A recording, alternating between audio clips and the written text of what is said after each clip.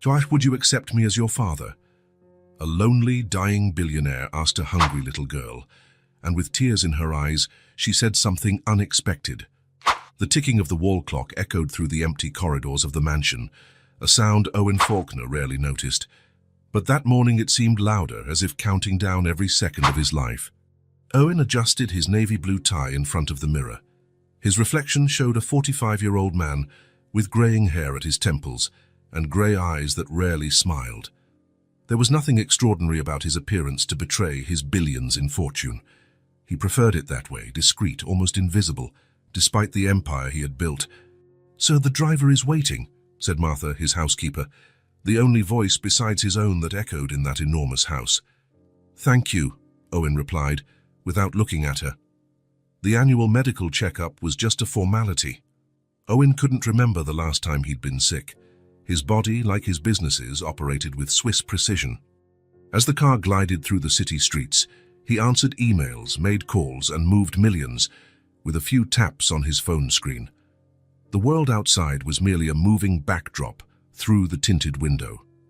Dr. Harris's office had the soft scent of wood and old books. Owen sat in the leather chair, as he had for the past 15 years. The doctor, now with white strands in his beard, reviewed the tests with an expression Owen had never seen before. "Owen, how have you been feeling lately?" "Normal. Busy as always." "Any shortness of breath? Unusual fatigue?" Owen hesitated for a moment, perhaps after climbing stairs. "But nothing a man my age wouldn't expect." The doctor nodded, placing the papers on the desk. "We found something in your tests. Your heart is—" Dr. Harris paused, choosing his words carefully, "showing a condition that wasn't present last year." "What condition?" Owen's voice remained calm, as if discussing a simple business transaction. "Severe hypertrophic cardiomyopathy with complications. It's rare for it to develop so rapidly, but—" The doctor adjusted his glasses, uncomfortable with what he had to say. "The prognosis isn't favorable, Owen." Owen blinked once, then again. The words floated before him, not quite sinking in. How long?" The question came out automatically, as if from someone else. "Without a transplant, perhaps 6 months, a year, being optimistic." The doctor continued speaking. Treatments, medications, remote possibilities. But Owen no longer listened. His brain, so agile at calculating risks and opportunities in business, now seemed frozen, unable to process the only thing he could never buy: more time. "I'll request your inclusion on the transplant list immediately. But I need to be honest. With your age and the rarity of compatible donors—" "I understand," Owen cut him off. "Jane, what are the next steps?" He listened to the instructions, noted down the names of medications on his phone, and scheduled follow-up exams, all with the same cold efficiency he conducted business meetings. Only later, already in the car, did he feel the first tremor in his hands. The driver asked if he was all right. Owen merely nodded, looking out the window at the people on the sidewalk, all walking, running, living without knowing how much time they had left. Perhaps it was better that way. His phone vibrated.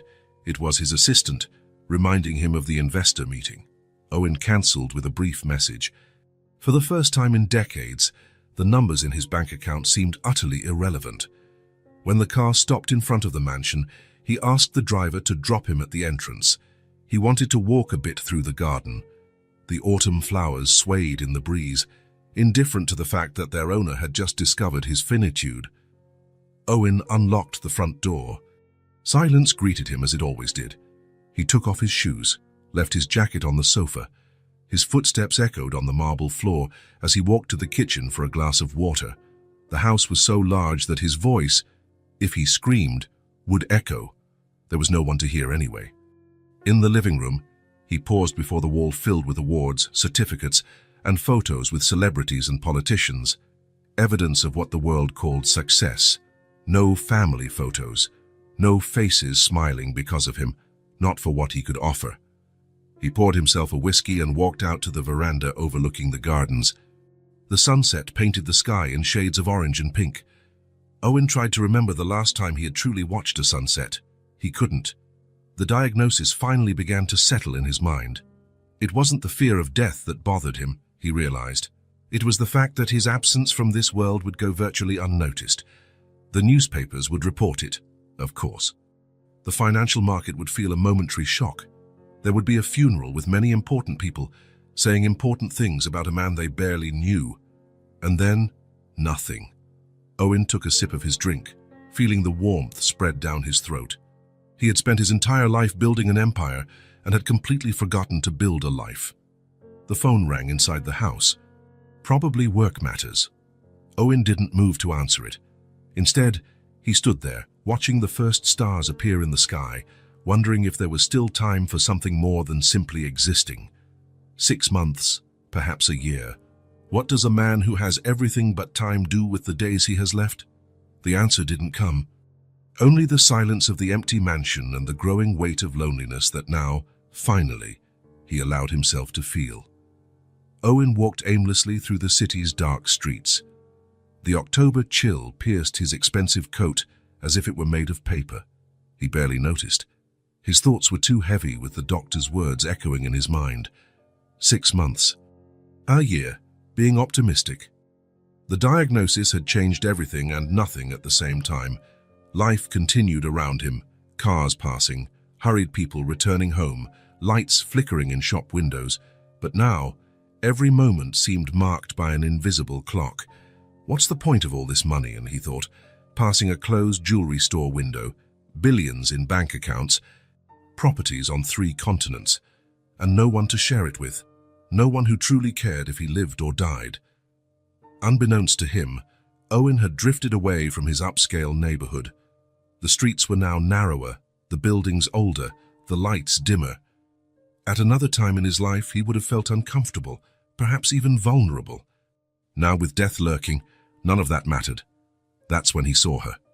In the gap between 2 closed commercial buildings, a small figure rummaged through trash cans.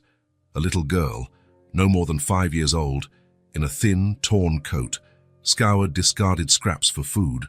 Her dark hair was tangled and dirty. Even in the dim light, Owen could see she was shivering in the cold night air. Something about that scene paralyzed him. The girl was completely alone. No adults nearby, no supervision, just a child struggling to survive in a cold, indifferent world, like him. The realization hit him with surprising force.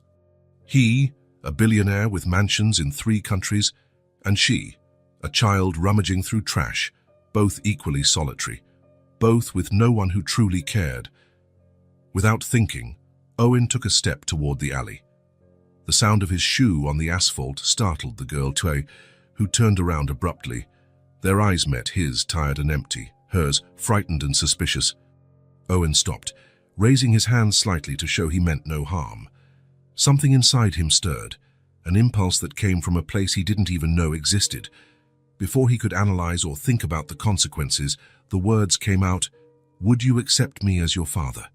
The question hung in the cold night air, as unexpected to Owen as it surely was to the girl. She tilted her head slightly, her dark eyes fixed on his, as if trying to determine if she had heard correctly or if it was some kind of trick. Her small fingers tightened around a piece of stale bread she had found. She took a step back, wary, assessing the well-dressed man in front of her. "If it means food and a place to sleep, I accept," she finally replied, her voice small but determined. The answer, so practical and direct, caught Owen by surprise. There was no emotion there, just the basic logic of survival. It hit him with painful clarity. For her, it wasn't about family or affection, but about unmet needs. "What's your name?" he asked, his voice softer than usual. "Hannah," she replied, still keeping her distance. "I'm Owen. Are you hungry now, Hannah?" She nodded slightly, her eyes never leaving his. "There's a diner across the street," Owen said, pointing to a brightly lit establishment. "We can get something warm to eat. What do you think?" Hannah looked in the direction indicated, then back at him. Her eyes moved from his expensive coat to his polished shoes, assessing. "I don't have money," she said, as if needing to make that clear. "I do," Owen replied simply. A silence settled between them. The distrust in Hannah's eyes was palpable, but there was also something more, a spark of hope she tried to hide. "What do you like to eat?" Owen asked, trying to establish some connection. "A hamburger," she replied after a pause. "With fries. Great choice. I like those too." Another silence. Owen didn't move closer, respecting her space. "Why do you want to be my father?" Hannah finally asked, the question surprisingly direct for such a young child. Owen wasn't prepared for this. How to explain loneliness, terminal diagnoses, and the sudden realization of one's own mortality to a 5-year-old? "Because I'm alone," he replied simply. "Like you." The honesty of the answer seemed to resonate with Hannah. She took a small step forward, still clutching the piece of bread. "Did your parents die too?" "Yes," Owen said. "A long time ago." "Mine too," Hannah said. "My mom died. My dad left and never came back." "I'm sorry," Hannah shrugged, as if it were just a fact of life. "Do you live near here?" she asked. "Not too far. I have a big house. Lots of empty rooms." "Is there food there?" "Plenty of food," Owen confirmed, "but we can eat at the diner first if you prefer." Hannah seemed to consider the offer. The wind blew harder, making her shiver in her thin coat. She coughed, a dry, worrying sound. "It's very cold out here," Owen said. "Shall we go inside?" "You can order anything you want."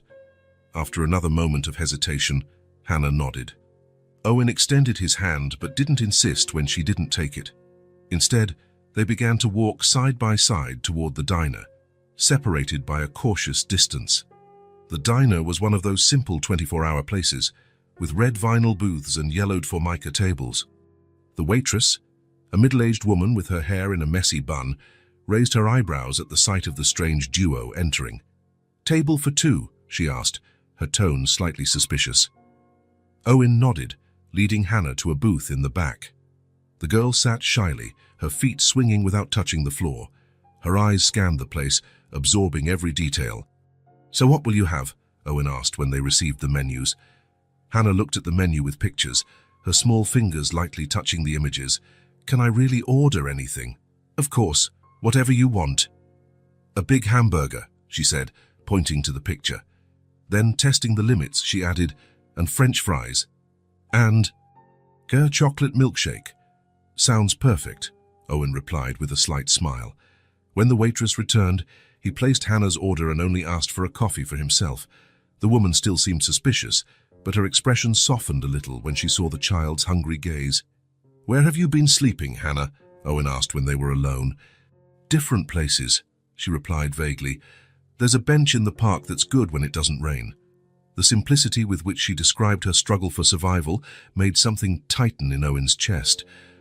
"How long have you been alone?" Hannah shrugged slightly. "I don't really know. Many days. I used to count, but then I forgot." The food arrived, interrupting the conversation. Hannah's eyes lit up at the sight of the steaming hamburger and golden fries. She looked at Owen as if asking for permission. "Go ahead," he said. "It's all yours." Hannah picked up the hamburger with both hands and took a large bite. For a moment, her face transformed with pure delight. She ate quickly, almost without chewing. "Slow down," Owen advised gently. "It's not going anywhere." The girl slowed down, but only slightly. Between bites, she occasionally glanced at the door, as if fearing someone might come in and take her meal. "Do you really have a big house?" she asked, her mouth full of fries. "Yes," Owen replied. "Too big for just one person. There's a room I think you'll like. It's light blue, with a view of the garden." Hannah took a sip of her milkshake, leaving a chocolate mustache on her upper lip. "Why do you live alone?" "I never married, never had children," Owen replied. I was always busy with work." "What kind of work do you do?" "I run companies, I do business." Hannah nodded as if she understood, though she clearly didn't. "Are you rich then?" The direct question made Owen smile slightly. "Yes, I am. Rich like having lots of toys." "We can buy any toys you want." Hannah's eyes widened, but she tried to disguise her reaction as if she feared showing too much interest. "If I go with you," she began, hesitantly, "can I leave if I want to?" The question took Owen by surprise. It was too astute for a 5-year-old, but perhaps it was the kind of shrewdness that came from the need for survival. "Yes," he replied honestly. You're not my prisoner, Hannah. I just want to offer you a safe place. Food, clothes, a home. She studied him for a long moment, as if trying to read the truth in his eyes. Okay, she finally said.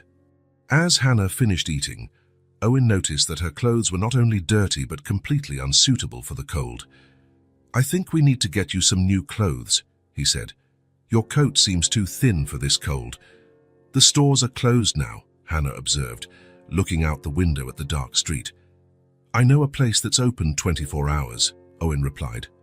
We can go there later, if you're not too tired. Hannah nodded, biting into the last French fry. I'm not tired. Owen paid the bill, leaving a generous tip. When they stepped out onto the street, the cold seemed even more intense. Without thinking, he took off his own coat and placed it over Hannah's shoulders.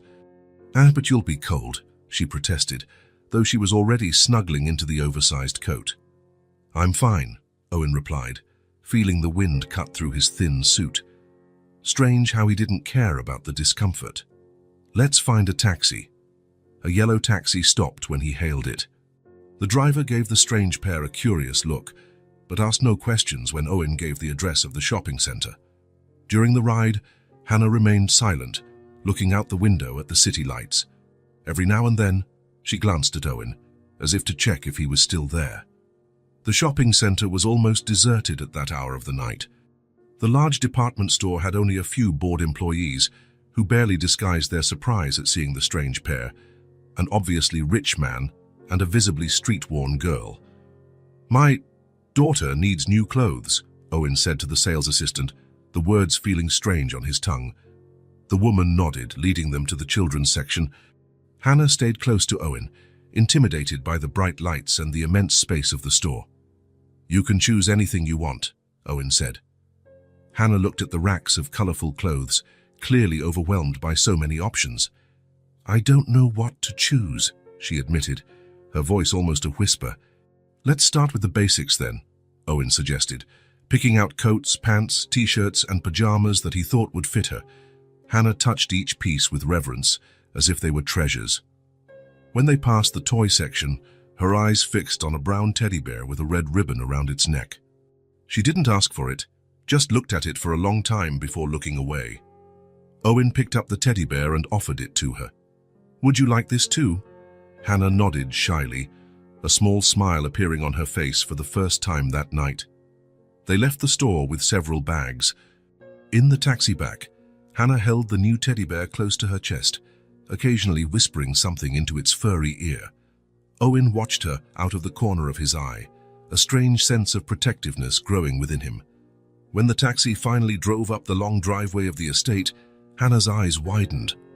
The mansion, illuminated by strategically placed lights, looked like something out of a fairy tale. Is this where you live? She asked, her voice almost a whisper. Yes, Owen replied. And now you do too, if you want.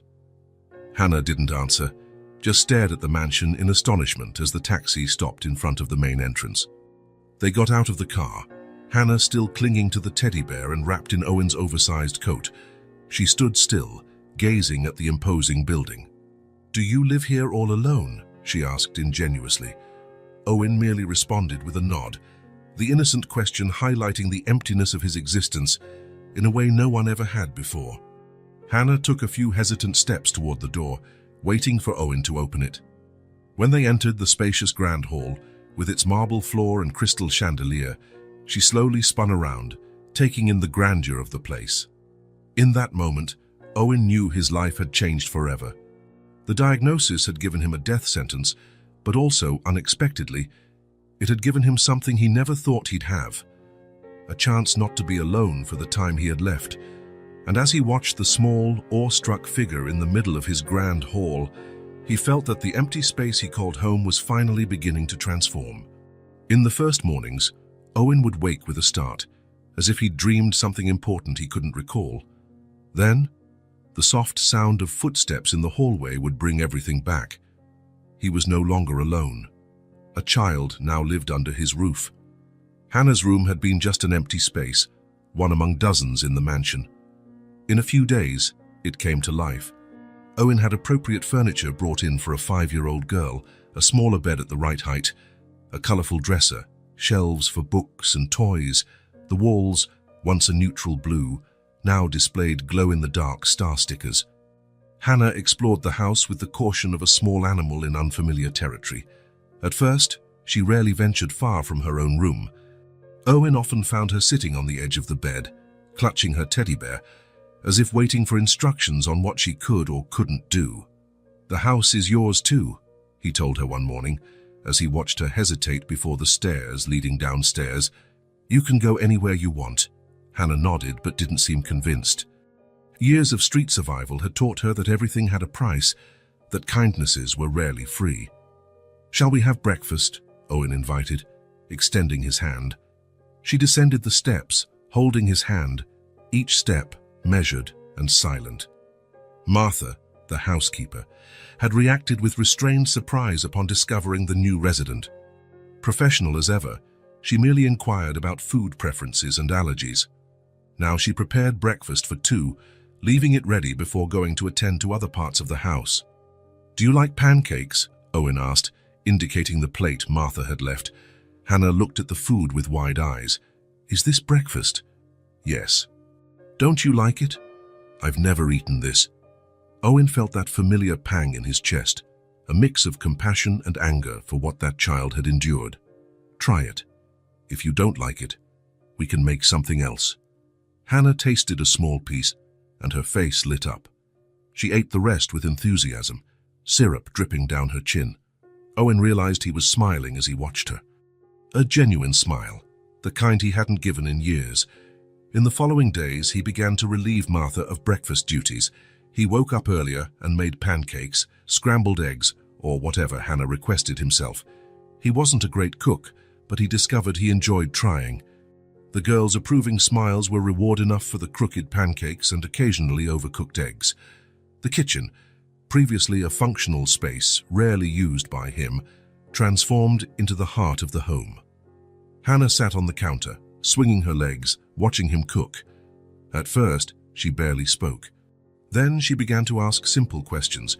Why does the egg get hard when you cook it? How does bread grow in the oven? Why is the sky blue? Owen, accustomed to dealing with complex business matters, found himself challenged to explain basic things about the world in a way a child could understand. It was refreshing. One morning, about 2 weeks after Hannah's arrival, he was in the kitchen preparing breakfast when he heard hurried footsteps on the stairs. She appeared at the doorway, still in her pajamas, her dark hair disheveled. "Good morning," she said, her voice cheerful. "Good morning," Owen replied, surprised by her sudden enthusiasm. "I dreamed I had a dog," she informed him, climbing onto the high stool with newfound agility. "It was big and brown and licked my face." "Oh, really?" Owen placed a glass of orange juice in front of her. "And did you like that dog?" "Yes. Can we get one?" The question caught him off guard. It was the first time Hannah had asked for something directly, without circumlocution or hesitation. "Perhaps," he replied, thoughtfully. "I've never had pets." "Me neither," she said, drinking her juice. "But I saw kids with dogs at the park." It was true. The day before, Owen had taken Hannah to the park near the house. She had watched other children playing, especially those with pets, but had not approached anyone. "I'll think about it," he promised. From that day on, Hannah's good morning became an essential part of the routine. Owen found himself waiting for it, planning breakfast based on what she had liked the day before, eager to see her sleepy face appear at the kitchen door. The house, so long silent, now filled with small sounds, footsteps running down the hall, muffled laughter as Hannah discovered something new, the muffled sound of the TV tuned to cartoon channels. Owen adjusted his work meetings to the periods when Hannah watched her favorite shows or took an afternoon nap. He avoided business trips, delegating tasks he would have previously handled personally. His assistant noticed the change, but didn't comment, merely reorganizing his schedule to accommodate the new timings. In the evening, a new routine was established. After dinner, Hannah would take a bath, no longer needing help as she made sure to emphasize, and put on one of her new pajamas. Owen would find her in bed, surrounded by the children's books they had bought. "Which one today?" he would ask, sitting on the edge of the bed. Hannah would choose carefully, as if it were a decision of utmost importance. At first, she preferred stories with many illustrations and few words. Over time, she came to appreciate longer tales, occasionally interrupting to ask about words she didn't know. Owen discovered he loved these moments. The voice he used for different characters, the expressions of wonder or joy on Hannah's face, the sense of calm that enveloped him as he read. It was as if the world outside, with its board meetings, stock quotes, and the fatal diagnosis hanging over his head, simply disappeared during those stories. After reading, Hannah would hug him with surprising strength for someone so small. "Good night, Owen," she would say. She still didn't call him Dad, and he didn't insist. He knew that trust and affection couldn't be forced. "Good night, Hannah," he would reply, adjusting the covers around her. The first time Owen truly realized how much his life had changed was on an ordinary Wednesday, about a month after Hannah's arrival. He was in his home office, reviewing contracts, when the phone rang. It was his cardiologist, reminding him about a follow-up appointment that Owen had postponed twice. "Mr. Faulkner, your condition requires constant monitoring," the doctor said, his voice serious. "We need to check how the medication is working." "I'll be there tomorrow," Owen promised. As he hung up, he realized he hadn't thought about his illness in days. The pills remained on his nightstand, and he took them mechanically. But the death sentence that once occupied every waking moment had receded to a distant corner of his mind. He got up and went to the window. In the garden, Hannah was playing under Martha's supervision. She had found a butterfly and was carefully following it across the grass, talking to the insect as if it could understand her. Owen smiled. The prospect of dying hadn't changed, but his view of the time he had left had. Now, each day felt like an opportunity, not a countdown. That night, after the usual story, Hannah didn't lie down immediately. "Owen," she said, her voice serious for a 5-year-old, "can I ask you a question?" "Of course." "Did you have a family before?" The question caught him off guard. Hannah rarely asked personal questions. "I did," he replied after a moment. "My parents. I don't have siblings." "Where are your parents?" Owen adjusted himself on the edge of the bed. "My mother died when I was young. I was 15. "What was she like?" Hannah asked, hugging her teddy bear. No one had asked Owen that in decades. The image of his mother came to mind. Dark hair like Hannah's, kind eyes, hands always busy with some work. "She was kind," he finally said. "She liked music, played the piano, sang to me when I was little. Did she get sick?" "Yes. Her heart stopped working properly." Owen didn't mention that his own heart condition was similar to what had taken his mother. Some truths were too heavy to share with a child. "And your father?" "He lived longer. He passed away 10 years ago." "Did you like him?" The question, so direct, made him reflect. His relationship with his father had been complicated.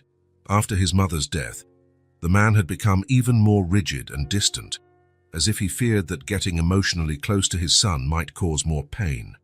"My father was difficult," he answered honestly.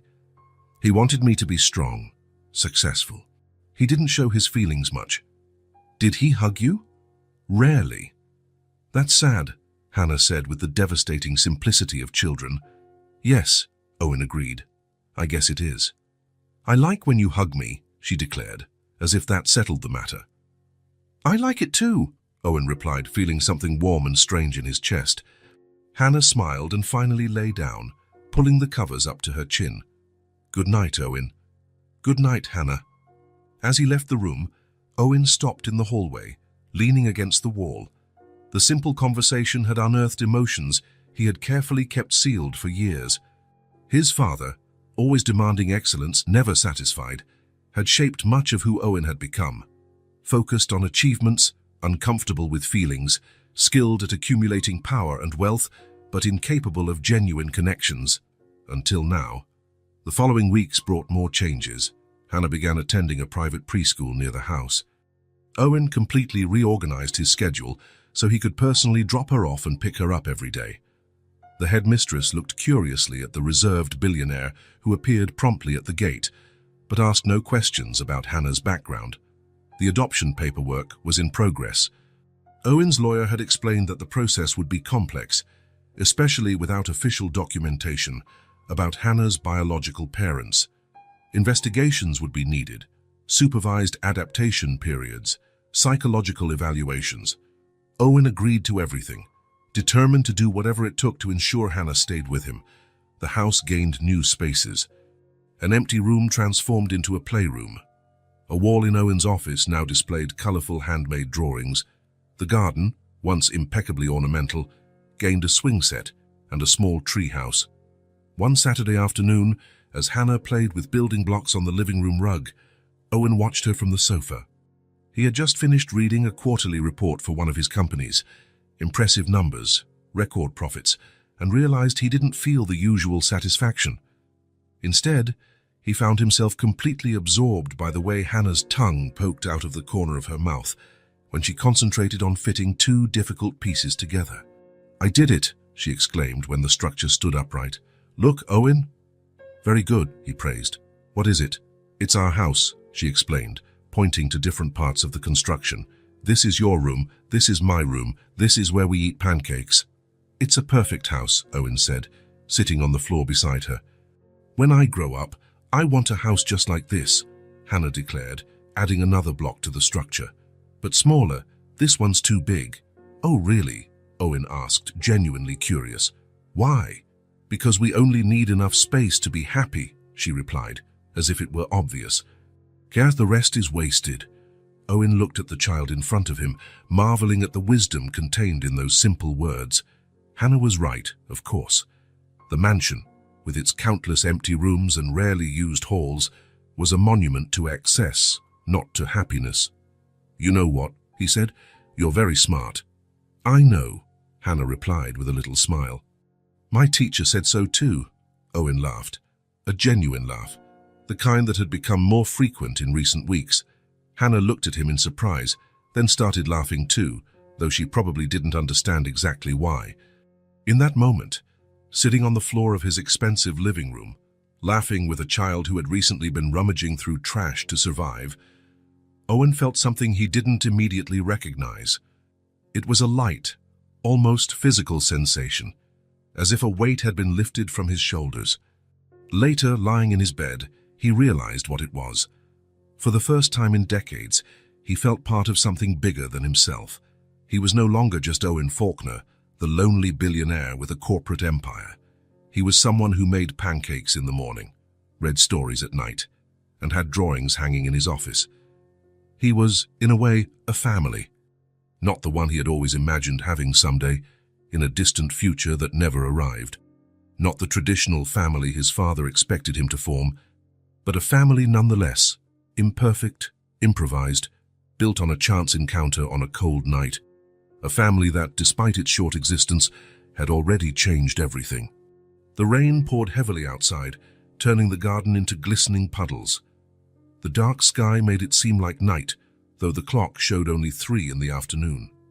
Owen had cancelled his meetings, something that had become increasingly common lately. On days like this, he preferred to stay home. Hannah was sitting on the large living room sofa, legs crossed, drawing on a paper pad. Beside her, a mug of hot chocolate slowly cooled. Owen watched her from a nearby armchair, pretending to read a financial report, but actually absorbing every expression that crossed the little girl's concentrated face. A loud clap of thunder made the windows vibrate. Hannah looked up from her drawing, startled. "It's just noise," Owen said, trying to reassure her. "The storm is far away." "I'm not scared," she replied, returning to her drawing. After a few strokes, she added, "I used to be. Used to be. When I lived on the street, it was bad when it rained hard." Hannah rarely spoke about her life before meeting Owen. He never pressed, sensing that the memories were too painful for someone so young. "Did you get wet?" he asked, carefully. Hannah nodded, continuing to draw. "And it was cold. I had to find places to hide." She paused, her small hand stopping on the paper. "Once a man let me stay at his shop door. He gave me a blanket. It was nice." Owen felt a tightening in his chest, imagining Hannah huddled in a doorway, shivering under a thin blanket. Did many people help you? Some, she replied, shrugging. Others would yell at me to leave. They said I scared away customers. She spoke without self-pity, merely stating facts, which made it even more painful for Owen. How long were you alone? Hannah frowned, thoughtful. I don't really know, a long time. Ever since Tom left me in the park. Tom? My mom's boyfriend. He wasn't my real dad. Owen put the report aside, giving his full attention to the conversation. Do you want to tell me about your mom? Hannah dropped her pencil and pulled her knees to her chest, hugging her legs. She was pretty. She had hair like mine, and she sang me to sleep. What happened to her? She got sick. She slept a lot. Then she didn't wake up anymore. The simplicity of the answer contained an immense tragedy. Owen tried to imagine the impact of his mother's death on such a small child. And then, Tom took care of me for a while, but he drank a lot. He got angry. He said he couldn't take care of a child. Hannah paused, her eyes fixed on some distant point. One day he said we were going for a walk. He took me to a park. He told me to wait on the bench, that he was going to buy ice cream. He never came back. Owen felt a wave of anger at the man who had abandoned a small child to fend for herself. He took a deep breath, controlling his emotion. How old were you? I think 4. And how did you survive after that? Hannah shrugged again. I waited for him to come back. Then I got hungry and asked people for food. Some gave it to me. I learned to find places to sleep, to run from adults who seemed dangerous. She spoke as if describing a normal routine, not the desperate struggle of an abandoned child. You are very brave, Hannah, Owen said, his voice low. I had no choice, she replied with a wisdom beyond her years. A silence settled between them, filled only by the sound of rain on the windows. Hannah returned to drawing, apparently ending the subject. But Owen felt it was important to share as well, to build a bridge between their experiences. I also lost my mother when I was young, he finally said. Hannah looked up from her drawing, interested. Were you small like me? Not so much, I was 15. But I was still a boy. What happened to her?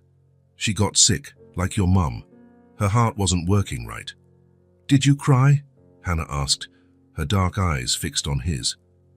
The question caught him off guard with its direct simplicity. Yes, he replied, remembering the teenager he had been, lost in a pain he didn't know how to express. I cried a lot. Me too, Hannah confessed, lowering her voice as if sharing a secret. But Tom said crying was for babies. Tom was wrong, Owen said firmly. There's nothing wrong with crying when we're sad. Hannah nodded, absorbing the information. And your dad, she asked, did he take care of you? Owen hesitated, organizing his thoughts. How to explain his complex relationship with his father to a 5-year-old? Yes, he took care of me, but in a different way. How? My father thought I needed to be strong, independent. He didn't like to show feelings.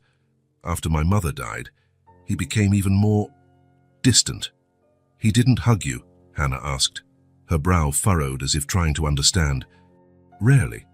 That's sad. Yes, Owen agreed. But I think he did the best he could. Some people just don't know how to show what they feel. Hannah seemed to ponder this. Then, to Owen's surprise, she got up from the sofa and came to his armchair. Without a word, she climbed onto his lap and hugged him tightly, her thin arms wrapping around his neck. I know how to show it, she said simply.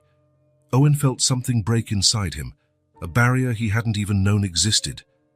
He wrapped his arms around the small figure, feeling her warmth against his chest. For a moment, they remained like that, enveloped in the sound of rain beating against the windows. We're alike, you know, Owen said softly. How? We both lost important people. We were alone.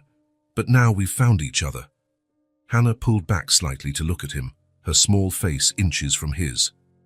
You won't leave me like Tom, will you? The question, so direct and laden with vulnerability, hit Owen to his core.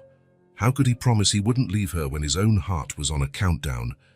But looking into those trusting eyes, he knew he had to offer some certainty.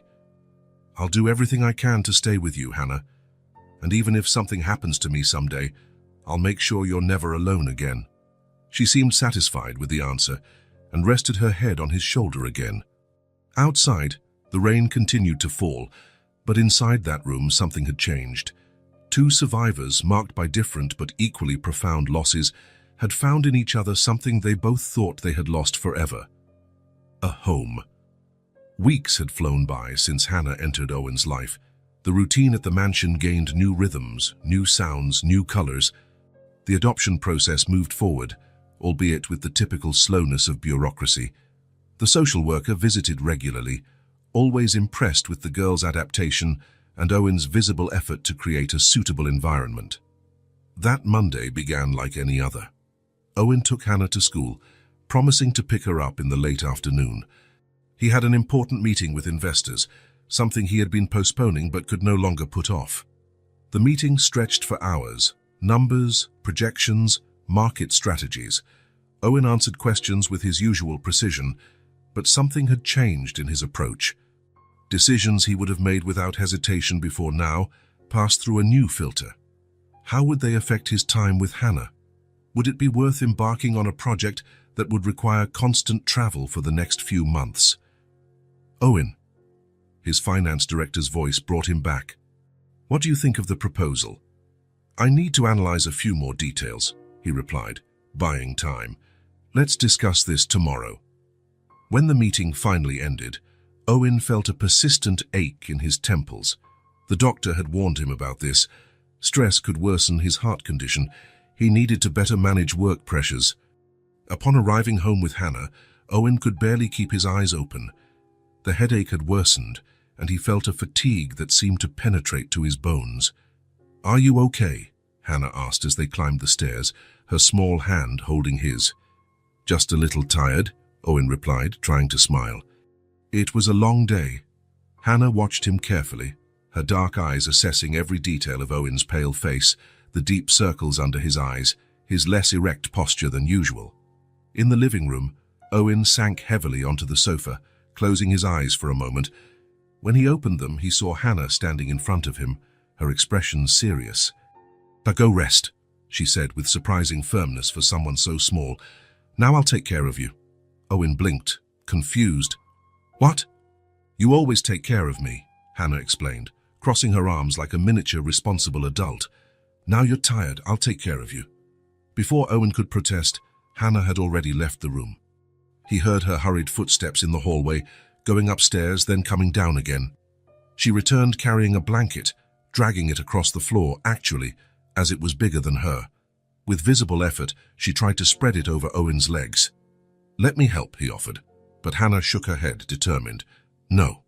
You stay still. Owen obeyed, watching tenderly as she struggled to cover him properly. When she finally succeeded, she stepped back to assess her work, her brow furrowed in concentration. Now don't move, she ordered, before leaving the room again. This time, her footsteps headed towards the kitchen. Owen heard the sound of the refrigerator opening, followed by the sound of running water. A few minutes later, Hannah returned, carefully carrying a glass of water with both hands, the liquid swaying dangerously close to the rim. Drink, she said, offering the glass when she reached the sofa. Water is good for you. Owen took the glass, taking a sip to please her. The truth was he was thirsty, but hadn't realized it until that moment. Thank you, Hannah. She nodded, serious, and left again. She returned shortly after with an apple and some grapes on a plate. Martha said fruit is good when you're sick, she explained, placing the plate on the coffee table. Are you sick? No, Owen replied. Just tired. Hannah didn't seem entirely convinced. She climbed onto the sofa beside him, studying his face intently. My mom used to get like this sometimes, she said, her voice low. Tired. I used to get water for her too. Owen felt a pang in his chest, imagining Hannah, even smaller, taking care of a sick mother. Did you take good care of her? Hannah nodded, her gaze distant for a moment.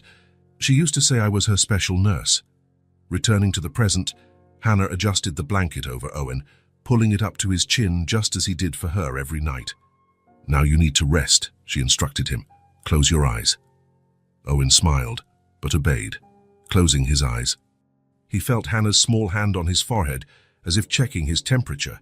a gesture she had probably learned from him or Martha. "You're not hot," she announced, seeming relieved, "but you still need to rest."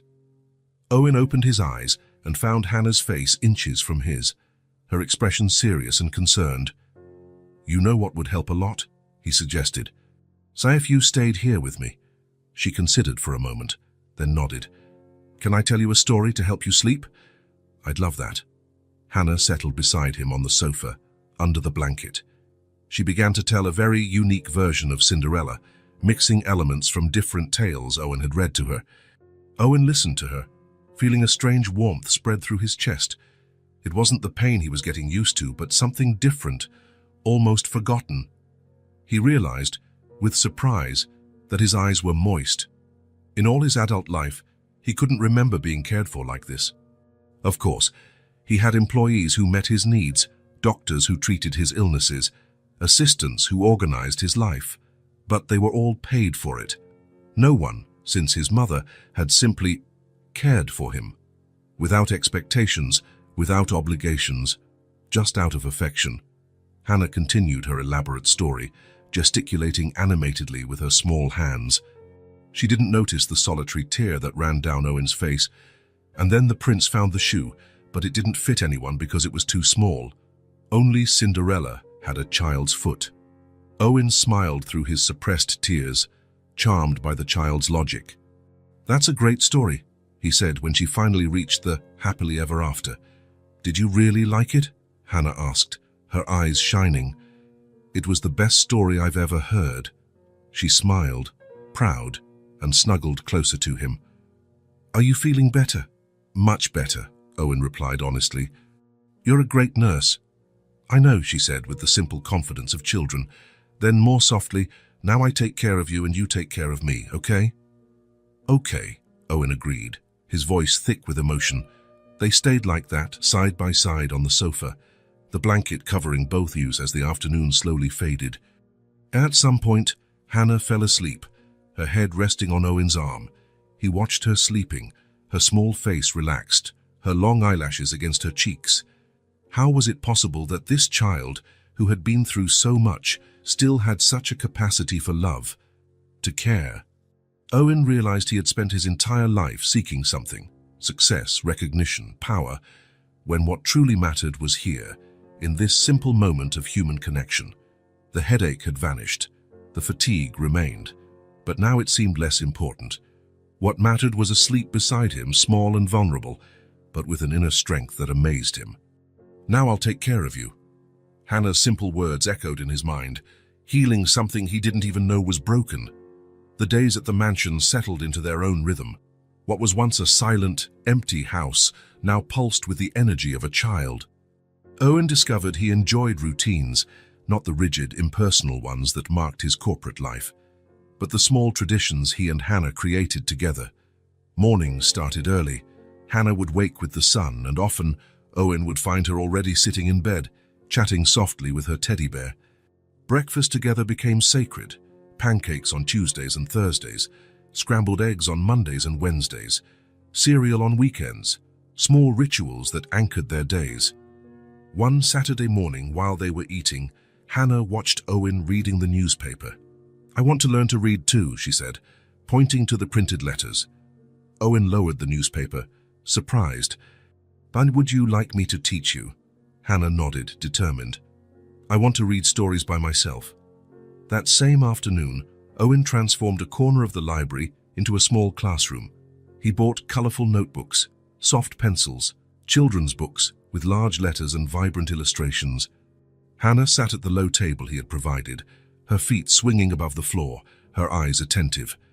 "Let's start with the alphabet," Owen said, drawing large letters on a whiteboard he had installed on the wall. Hannah repeated each letter, tracing them carefully in her notebook. Her tongue would peek out of the corner of her mouth when she concentrated, a habit Owen found adorable. "This one's hard," she complained when they reached R. "Try again," Owen encouraged. "It doesn't have to be perfect." After a few frustrated attempts, Hannah finally succeeded. She held up her notebook, proudly displaying the letter. "Look, I did it." "It's perfect," Owen praised. feeling a satisfaction no successful business had ever given him. Reading sessions became part of their daily routine. Half an hour after breakfast, before Hannah went to preschool, and another half an hour before dinner, Owen was surprised by how quickly she learned. In a few weeks, she recognized all the letters and began to form simple words. House, she spelled one night, pointing to each letter in the book. House. Exactly, Owen confirmed. And where is this house? Hannah pointed to the colorful illustration. In the forest. It's where the bunny lives. And where is our house? Hannah thought for a moment. On the hill. It's the biggest one of all. And do you like living here? A wide smile lit up her face. It's the best house in the world. Something warm expanded in Owen's chest.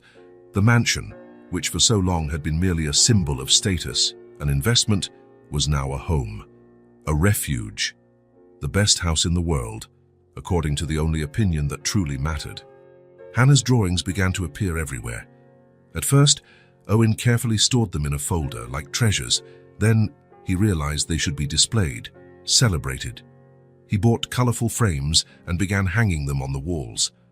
The first was a portrait of the two of them, stick figures, one large and one small, holding hands under a smiling sun. Owen hung it in his office, where he could see it while he worked. Did you really like it? Hannah asked, watching him fix the frame to the wall. It's my favorite piece of art, he replied sincerely. Hannah smiled, her eyes sparkling with pride, and ran off to make more drawings. Soon the mansion, once decorated with expensive paintings and exclusive sculptures, gained a new art gallery. Drawings of colorful trees in the hallway, a series of animals, some recognizable, others completely imaginary, in the living room, a huge rainbow in the entrance hall. Martha, the housekeeper, initially seemed disconcerted by the transformation, but Owen caught her one day carefully adjusting a crooked frame, a soft smile on her usually austere face. She has talent, Martha commented. The house feels more alive now. Owen agreed. Everything felt more alive now. Writing came soon after reading. Hannah practiced forming letters, then words, on sheets of colored paper.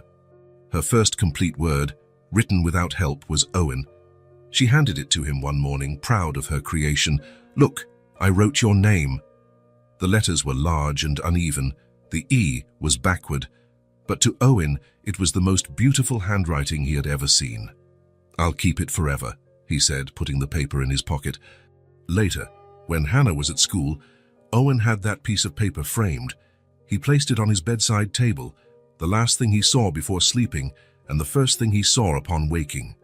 As time passed, Hannah's abilities grew, as did Owen's confidence as a father. He had never imagined himself teaching someone to tie shoelaces, to use cutlery correctly, to say please and thank you. Now, these simple lessons filled his days. One night, after dinner, Hannah asked to make cookies. I've never made cookies before, Owen confessed. Neither have I, Hannah said, but we can learn together. Owen found a simple recipe online.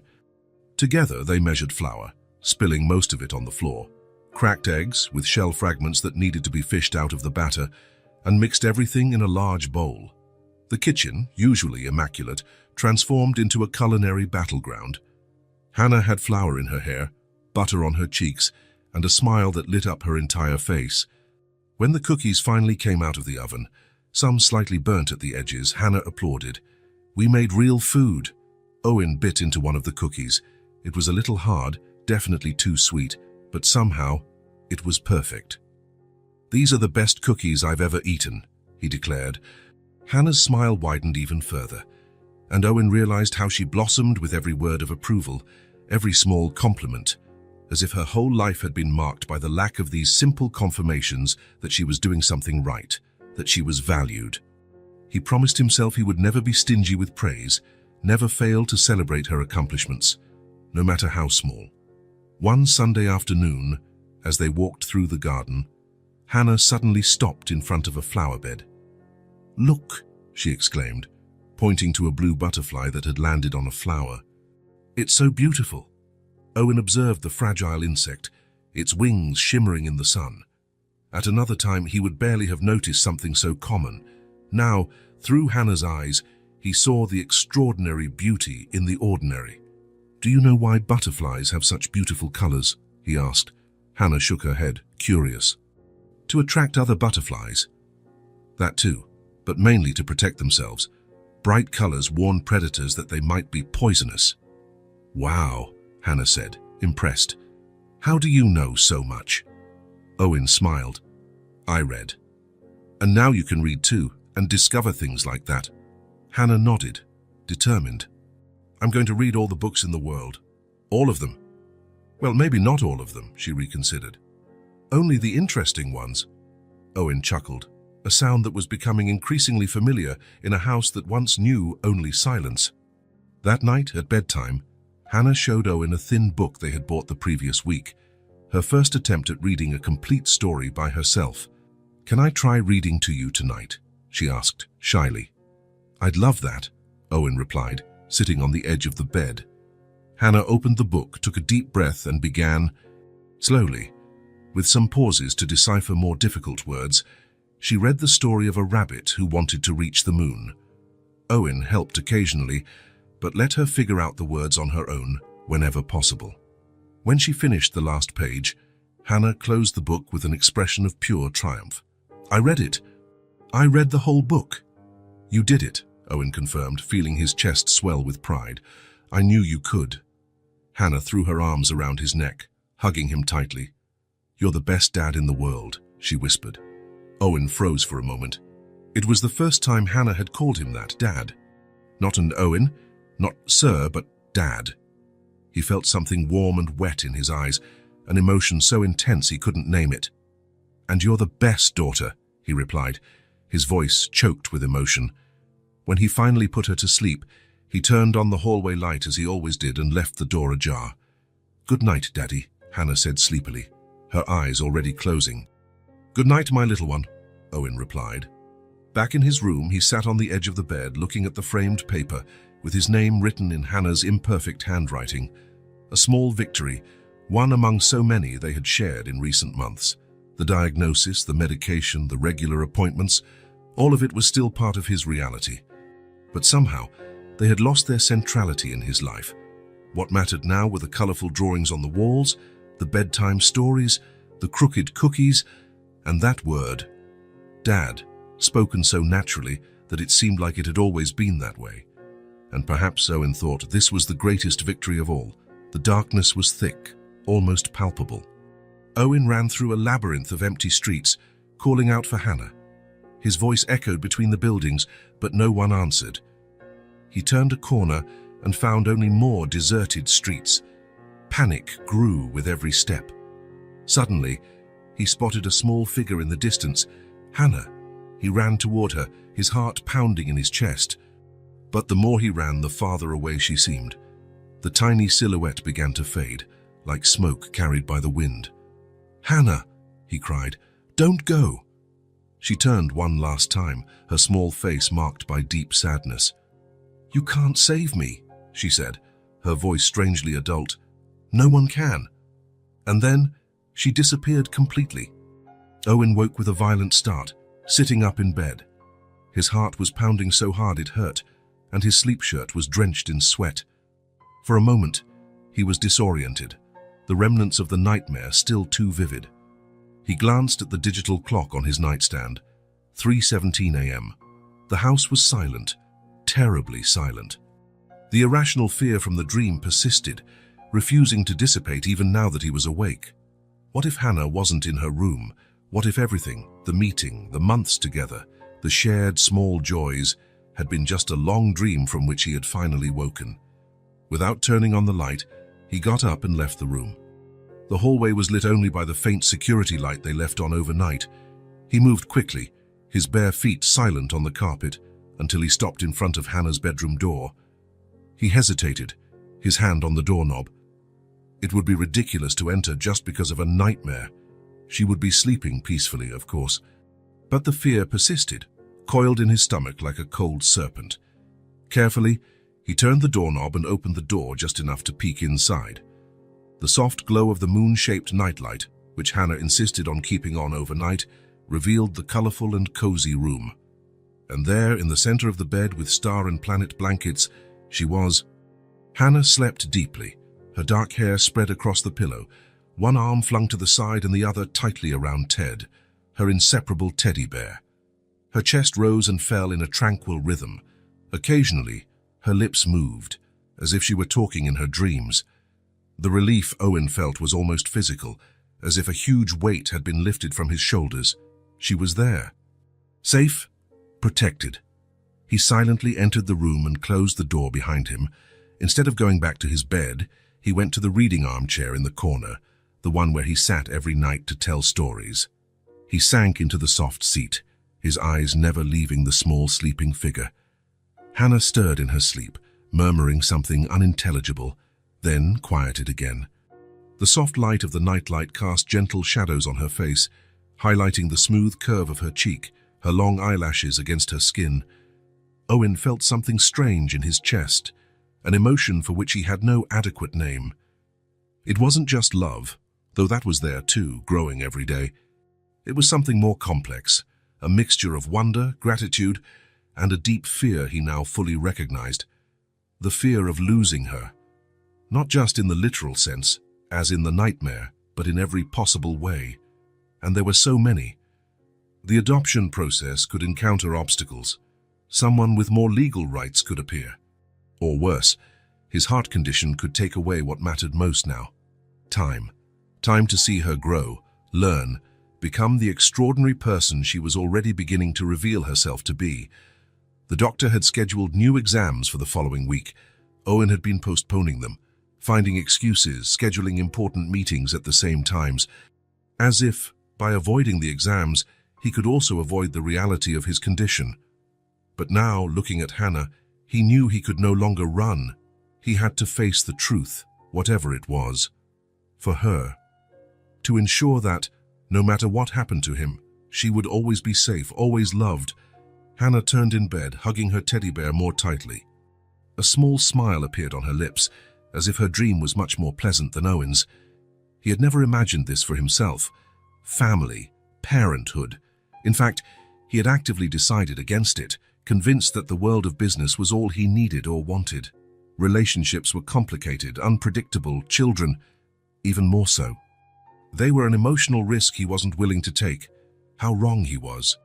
Now sitting in that armchair in the middle of the night, watching a child who, until a few months ago, was a complete stranger, Owen understood what he had truly avoided throughout his adult life: vulnerability. The risk of loving someone more than himself, of putting another person's happiness and well-being above his own. It was terrifying, and it was the most extraordinary thing he had ever experienced. The first few months with Hannah had transformed his house. The previously impersonal walls now displayed colorful drawings. The silent corridors echoed with laughter and curious questions. The dining table, once used only when unavoidable, was now the center of lively conversations about the school day, new friends, surprising discoveries. But the biggest transformation had been within himself. Owen Faulkner, the reclusive billionaire, the man who had built a financial empire but completely neglected his personal life, now discovered what it truly meant to live. It wasn't about acquisitions or mergers, about bank accounts or properties. It was about shared moments, pancakes on Sunday mornings, bedtime stories. The expression on Hannah's face when she finally managed to tie her own shoes. It was these small things, these seemingly insignificant moments, that suddenly held all the meaning in the world. Hannah sighed in her sleep, a sound so small and confident that something tightened in Owen's chest. She trusted him completely. She relied on him. And he had discovered that he needed her as much as she needed him. He was no longer alone, and the truth was, he didn't want to be anymore. The idea of returning to that solitary existence, to the silent, empty mansion, was unbearable now. They had found each other by chance, on a cold night that could easily have been like any other. An improbable encounter that had changed everything. Two lonely people who, together, had discovered what it meant to be a family. Owen leaned back in the armchair, his eyes still fixed on the small, sleeping figure. The fear persisted, of course. Perhaps it always would. But alongside it was something stronger, determination. He would do everything he could to stay by her side, to be the father she deserved, for as long as he had. And as he watched his daughter's peaceful sleep, he made a decision. He would call the doctor in the morning. It was time to face the truth, whatever it was, for her, for them. The morning after the nightmare, Owen dialed the number he had avoided for months. Dr. Harris's office, good morning. This is Owen Faulkner. I need to schedule an appointment with Dr. Harris as soon as possible. Mr. Faulkner, the receptionist replied with a tone of recognition. We've been trying to reach you. The doctor asked to reschedule your follow-up tests. Owen felt a pang of guilt. He had purposely ignored the office calls, as if avoiding the tests could somehow halt the progression of his illness. We have an opening tomorrow at 10 a.m. Would that be possible? Yes, I'll be there. When he hung up, he remained seated for a few minutes, staring at Hannah's photo on his desk. He had to know how much time he had left. He needed to prepare everything to ensure she would be safe, even when he was no longer there. The office door slowly opened, and Hannah peeked inside, already dressed for school, her colorful backpack on her back. It's time, she announced, stepping into the room. Then she paused, observing him closely. You look sad. Owen was constantly surprised by the intuition of that 5-year-old child. I have a doctor's appointment tomorrow, he finally admitted, crouching down to her height. Nothing to worry about, just a checkup. Is it the heart doctor? She asked, surprising him. How do you know about that? I heard you talking to Martha. And you take medicine every morning, looking at it like it's bad. Owen felt a lump in his throat. He hadn't been as discreet as he thought. Yes, it's the heart doctor, but don't worry. Can I come too? She asked, concern evident on her small face. Better not this time. Martha will stay with you. I promise we'll do something fun afterward. Hannah studied his face, as if searching for signs that he was hiding something. Okay. But you have to promise you'll be okay. Owen felt a tightness in his chest. How could he promise something he had no control over? I'll do my best, he replied, extending his pinky finger. Hannah intertwined her tiny finger with his, sealing the promise. The next day, after dropping Hannah off at school, Owen drove to the doctor's office. The waiting room hadn't changed. The same neatly arranged magazines, the same abstract paintings, the same respectful silence. The nurse called him 15 minutes later, leading him first to the exam room. Electrocardiogram, blood pressure, blood draw. Owen observed everything with a sense of inevitability. Whatever the result, he had to face it head-on. For Hannah. Finally, he was led into Dr. Harris's office, a man in his 60s, with graying hair and shrewd eyes behind thin-rimmed glasses. Owen, it's been a while, the doctor said, extending his hand. Then we were worried about you. I've been busy, I imagine. The doctor opened a thick folder, examining results and charts. It's not typical of you to postpone important appointments. Owen didn't answer. Dr. Harris had known him for 15 years, long enough to notice changes in his behavior.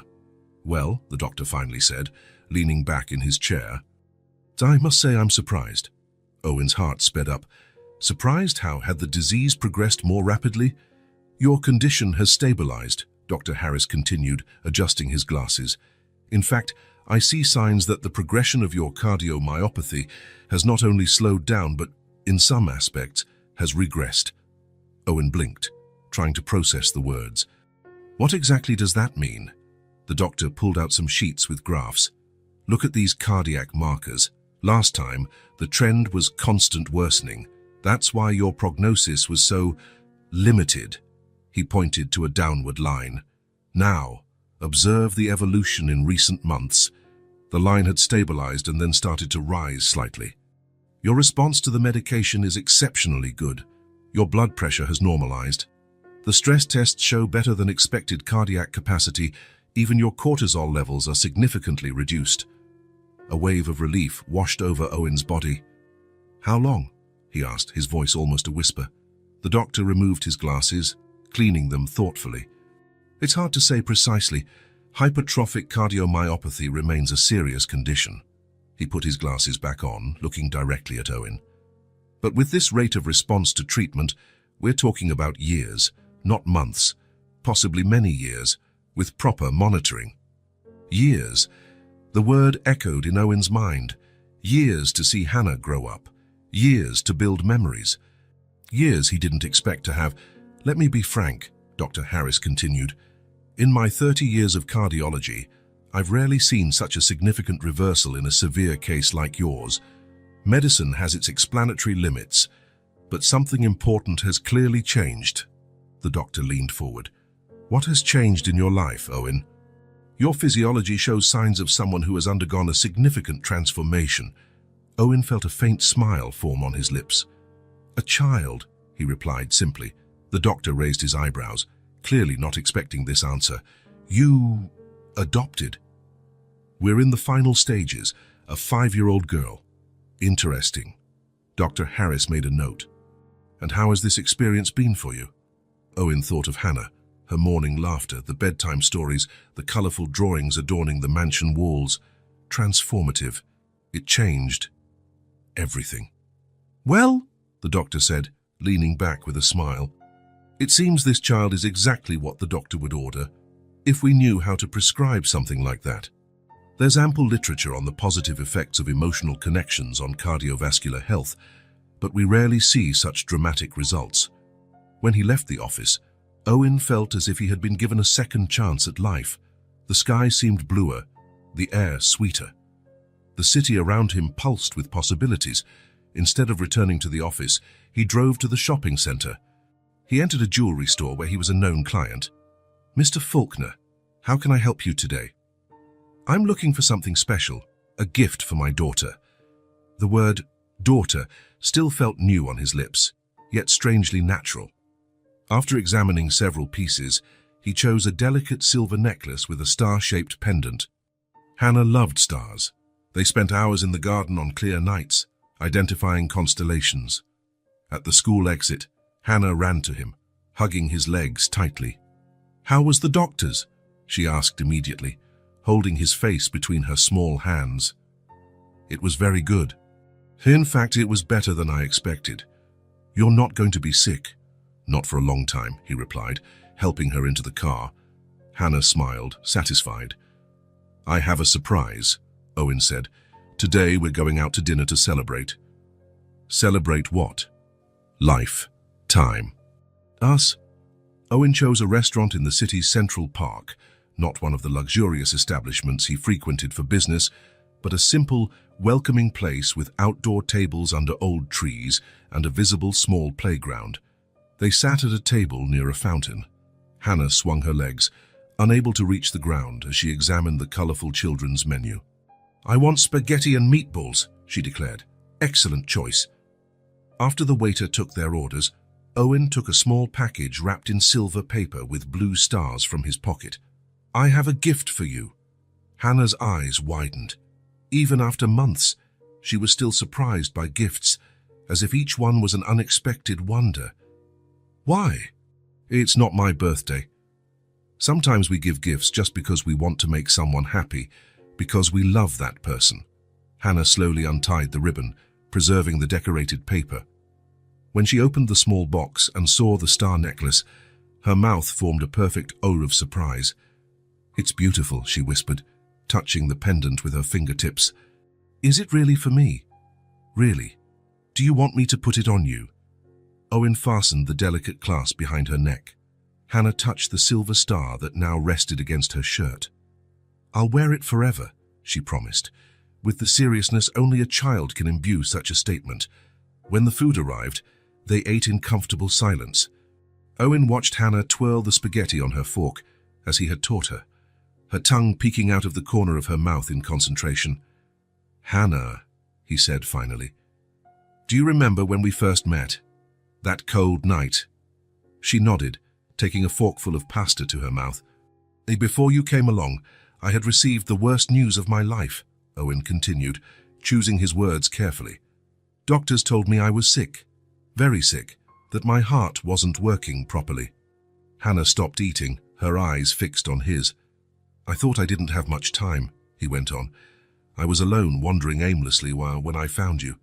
And something... Something changed at that moment. You asked me to be your daughter, Hannah recalled.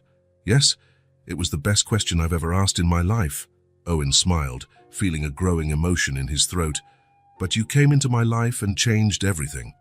I'm a much better person for having you with me. And you know what? My heart is better too. Hannah frowned, trying to understand. The doctor today said I'm getting better, that I can live much longer than we thought, and I think you have something to do with it. I healed you, Hannah asked, her eyes wide. Owen smiled, brushing a strand of hair from her face. In a way, yes, you gave me something to live for. A reason to take care of myself, to strive. You taught me to see beauty in things I had never noticed before. Hannah considered him for a long moment, her small face serious and thoughtful. Then, with the direct simplicity only a child could possess, she said, I love you. The words hit Owen like a physical wave. In all his adult life, he couldn't remember hearing or saying those words. Not even in previous relationships, always kept at a safe distance. He felt his eyes well up with tears that he didn't try to hold back. I love you too very much, my little one, he replied, his voice choked with emotion. Hannah smiled, satisfied, and returned to eating her spaghetti, seemingly oblivious to the monumental impact her 3 simple words had caused. After dinner, as they walked hand in hand back to the car, Hannah talked about the stars beginning to appear in the sky. Now I have a star here, she said, touching the pendant. Shy and many up there. The North Star always shows the way home, Owen commented. Sailors used it so they wouldn't get lost at sea. How did you find me? Hannah asked, the transition of thought making sense only in childlike logic. I think it was the other way around, Owen replied. You found me. I was lost until that night. When they arrived home, Owen asked Hannah to join him in the study. In the study, he pulled an elegant folder from his desk and sat on the sofa with her. Today I received something very important, he said, opening the folder. Hannah looked at the documents with interest, though she still couldn't read most of the words. What is it? These are the final papers for your adoption, Owen explained, showing her a page with official seals. They've been approved. They mean that, legally, I am your father, and you are my daughter, forever. Hannah's eyes widened. Forever, really? Really? No one can separate us. It's official now. Hannah studied the papers, running her fingers over the golden seal and the signatures. And we're going to live together forever, she asked, her small voice suddenly serious. Yes, Owen confirmed, feeling the weight and joy of the promise. If you want, this can be your home forever. Hannah pondered for a moment, her brow furrowed in concentration. Then she nodded firmly. I want to. Owen hugged her, feeling her small arms wrap around his neck with surprising strength. He thought about how his life had changed in just a few months. From a lonely man with a death sentence hanging over his head, he had transformed into a father, with years ahead, years to build memories, to watch this extraordinary child grow, and all because of a chance encounter on a cold night. A moment that could easily not have happened, a detour on the path that had changed absolutely everything. Daddy, Hannah said, testing the word as if trying it out officially for the first time. Yes, Owen replied, savoring the title that was now legally his. I'm glad you found me that night. Me too, my little star, he whispered, kissing the top of her head. It was the night that changed everything. As Hannah snuggled into his arms, Owen thought that perhaps true miracles were silent, disguised as coincidences. A lonely child and a lonely man, finding each other at the exact moment they needed each other most. Autumn had arrived, painting the garden trees in shades of red and in gold. 6 months had passed since Owen and Hannah met that cold night, 6 months that transformed both their lives in ways neither could have imagined. The house, once silent and empty, now overflowed with life. Colorful drawings adorned the walls. Children's books shared space with financial reports on the shelves. Toys appeared in the most unlikely places. A plush dinosaur on the formal living room sofa, a forgotten doll on the piano bench no one had touched in years. That Sunday afternoon, Owen had a surprise planned. After lunch, he called Hannah to the garden. "I have a present for you," he said as they walked along the stone path that snaked through the well-kept flower beds. "Another one?" Hannah asked, skipping beside him, the silver star dangling from her neck. She never took it off, not even to sleep. "This one is special, something we can share." They reached a more secluded part of the garden, near the stone wall that bordered the property. There, between two old trees, Owen had a swing set installed, not a common playground swing, but a solid wooden double swing with space for two. Hannah stopped, her eyes wide. "Is it for us?" she asked, approaching slowly, as if fearing the swing might disappear if she ran to it. "For us," Owen confirmed. "To talk, to watch the sunset, to tell stories." Hannah ran her hand over the polished wooden seat, testing it with reverence. "I've never had a swing before." "Me neither," Owen admitted, "not even when I was a child." They sat side by side. Owen gave a gentle push with his feet, initiating a smooth back-and-forth motion. Hannah laughed with each swing, holding onto the side chain with one hand and Owen with the other. "Higher!" she pleaded. Owen increased the momentum, and soon they were swinging in a wide, tranquil arc. The autumn wind ruffled Hannah's hair, which now reached her shoulders, shinier and healthier than when he had first met her. "It feels like we're flying," she said, looking up at the sky. "Or like the birds," Owen agreed. They swung in silence for a few minutes, enjoying the moment, the movement, each other's company. Owen was constantly surprised by Hannah's ability to live in the present. She didn't worry about tomorrow or regret yesterday. She simply existed fully in each moment. It was a lesson he was still learning. "Hannah," he said as the swing naturally slowed, "I've been thinking about something." "What?" she asked, looking at him curiously. "About our last name. Would you like to have the same last name as me?" Hannah considered the question, her brow furrowed in concentration. "Would I be Hannah Faulkner?" "Yes. Legally, you're already my daughter, but we can make it official in your name too." "What happened to my other last name?" The question caught Owen by surprise. In the adoption papers, Hannah was registered only with her first name, no known last name. "What was your last name before?" he asked gently. Hannah shrugged. "I don't know. No one ever called me by a last name." Owen felt his heart ache, imagining such a small child without even the anchor of a full name, a partial identity, as if her existence was only temporary. "Then this will be a new beginning for both of us," he said, putting his arm around her shoulders. "Hannah Faulkner." She smiled, testing the name in a whisper. "Hannah Faulkner. I like how it sounds." "Me too," Owen agreed. The sun began to set on the horizon, casting a golden light over the garden. Shadows lengthened, and the air grew cooler. "I think we should mark this moment," Owen said, taking a small camera from his pocket. "How about a picture of us here?" "Yes," exclaimed Hannah, excited. She loved photos, although she had rarely been photographed before living with Owen.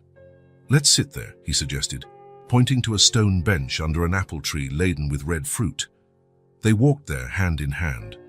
Owen sat down, and Hannah, spontaneously, climbed onto his lap.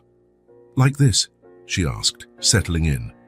"Oh, perfect," Owen replied, extending his arm to position the camera. "Wait," Hannah asked. She adjusted her star necklace so it was visible and smoothed out the blue dress she was wearing. "Now, yes," Owen smiled, not at the camera, but at the seriousness with which she approached that moment. How every little thing was special to Hannah. "On three now, say it's our home, okay?" "Okay. 1, 2, 3. Our home," they said together, smiling at the camera. The flash went off, capturing the moment. Owen with his arm around Hannah, she on his lap with her small hand resting on his shoulder, both smiling, not the formal smiles of studio photographs, but genuine smiles, the kind that come from within and reach the eyes. Later, while Hannah was bathing, Owen transferred the photo to his computer. He looked at the image for a long time, feeling an emotion that still surprised him with its intensity. There they were, a man who thought he had everything, until he discovered he had nothing that truly mattered, and a girl who had nothing, until she discovered she could have what mattered most, someone to love and be loved in return. He had the photograph printed in high quality. The next day, he brought home a simple yet elegant silver photo frame, He placed the photo inside and positioned it on the central table in the living room, the place of honor, where everyone who entered the house could see it. "Look, Hannah," he called as the girl came down for dinner. "What do you think?" Hannah approached the table, observing the framed photograph. Her eyes sparkled as she touched the glass surface with her fingertips. "It's us," she said, her voice full of admiration. "Our family." "Yes," Owen confirmed, crouching beside her. "Our family." Hannah continued looking at the photo, as if trying to memorize every detail. Then she turned to Owen with a serious expression. "When people come to visit, they'll see we're a real family." "They already know that," Owen said, touched by her concern. "But now there's proof," Hannah insisted, pointing to the photograph. "Like in the adoption papers, it's official." Owen smiled, understanding what she meant. For a child who had lost so much, who had been abandoned and forgotten, tangible proofs of belonging were essential. The photo was not just an image, it was a testament, a declaration that she had a permanent place in the world. "You're right," he agreed. "It's our official proof." That night, after putting Hannah to bed, Owen returned to the living room. He sat on the sofa, contemplating the photograph illuminated by the soft light of the lamps. It was strange how a simple piece of paper could hold so much meaning.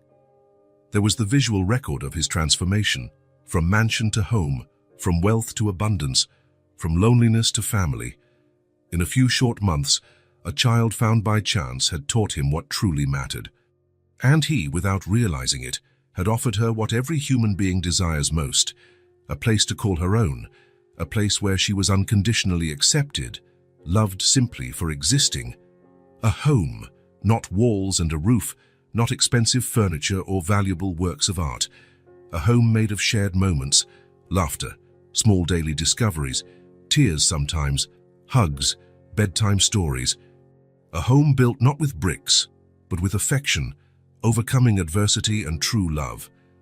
The photograph in the silver frame was just a visible symbol of something much greater, something Owen and Hannah had built together, day after day, since that cold night when their paths crossed. Something that, Owen now knew, would last far beyond his own existence. Because a true home transcends time. It lives in memories, in lessons learned, in transformed hearts. And that, he thought, looking at the smiling faces in the photograph, was the most precious legacy he could ever leave. If this story touched your heart, subscribe to the channel and turn on notifications so you don't miss the next ones. Leave a like because it helps this story get recommended to more people. See you in the next story.